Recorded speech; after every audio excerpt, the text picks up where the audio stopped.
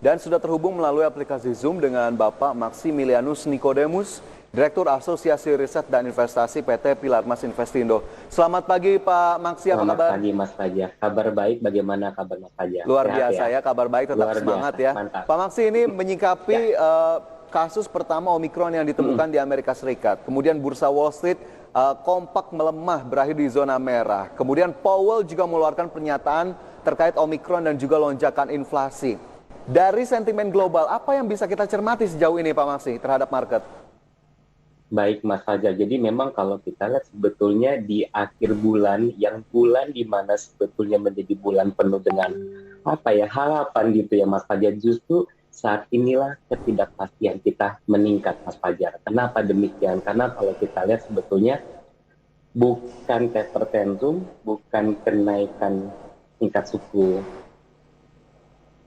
bunga The Fed gitu Mas Fajar, tapi lebih kepada Omicron. Nah, walaupun kita lihat Mas Fajar bahwa Omicron ini memang menjadi salah satu varian yang membuat kita semua tuh khawatir Mas Fajar. Kenapa demikian? Karena kalau kita lihat sebetulnya ada potensi terciptanya lockdown lagi. Ini yang sebetulnya kami semua cukup khawatir Mas Fajar. Kenapa demikian? Karena kalau misalkan nanti Omicron ini bisa menciptakan potensi lockdown, satu, prospek pemulihan ekonomi pasti terganggu. Yang kedua, aktivitas ekonomi pasti pun juga pasti akan melemah. Nah, ini yang sebetulnya cukup dikhawatirkan menjadi sebuah dampak, Mas Fajar. Dan juga tidak hanya itu saja, Mas Fajar. Yang kedua adalah, kalau kita lihat, Powell juga kemarin sudah tidak sungkan lagi, Mas Fajar mengatakan bahwa inflasi tidak lagi dalam kata sementara, tapi lebih terlihat sebagai konsisten, Mas Fajar. Nah, ini yang membuat The Fed tidak sungkan untuk satu, mempercepat taper tantrum. Yang kedua, ada potensi nih tahun depan The Fed akan menaikkan tingkat suku bunganya. Nah, ini yang membuat situasi dan kondisi kian semakin pelik Mas Fajar. Begitu Mas Fajar kira-kira kondisi market kita. Oke. Jadi itu yang kemudian diperhatikan. Tapi melihat ke hal-hal tadi, Pak Maksi, Mm-mm, apakah kemudian mm-mm. bursa domestik kita akhirnya juga terdampak begitu? Karena kita lihat 4 hari terakhir, 3 hari diantaranya berakhir di zona merah, di Jumat lalu bahkan turunnya lebih dari 2%. Betul Mas Fajar. Jadi kalau kita lihat asingnya sudah mulai netral Mas Fajar. Kalau kita lihat Mas Fajar dalam kurun waktu 1 bulan aja asingnya sudah netral hampir 2,6 T. Dalam kurun 1 minggu saja sudah netral 2,4 T. Nah, berarti kan kalau kita lihat Mas Fajar ada ketidakpastian yang membuat pelaku pasar khawatir, cemas bahwa hal ini masuk ke dalam wilayah Asia. Karena kalau kita lihat WHO saja itu sudah menyampaikan sudah ada 23 yang sudah terkena dampak dari Omikronnya.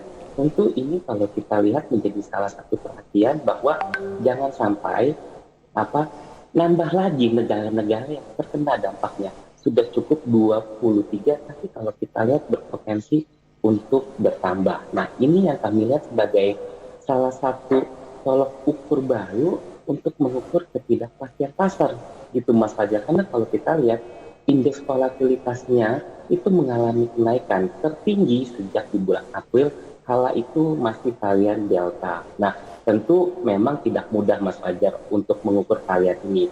Tapi yang membuat semakin cemas lagi adalah perusahaan-perusahaan farmasi itu mengatakan dibutuhkan waktu kurang dari sekitar 3 bulan untuk membuat vaksin yang baru. Tapi memang kalau kita lihat booster menjadi salah satu penentu saat ini. Oleh karena itu kami melihat indeks kita cukup ragu untuk mengalami yang namanya penguatan. Tapi Mas Fajar, secara siklus, bulan 12 ini selalu bulan yang penuh dengan hijau sebetulnya. Jadi tentu ini siklus ini diuji dengan melawan ketidakpastian Mas Fajar. Begitu. Oke.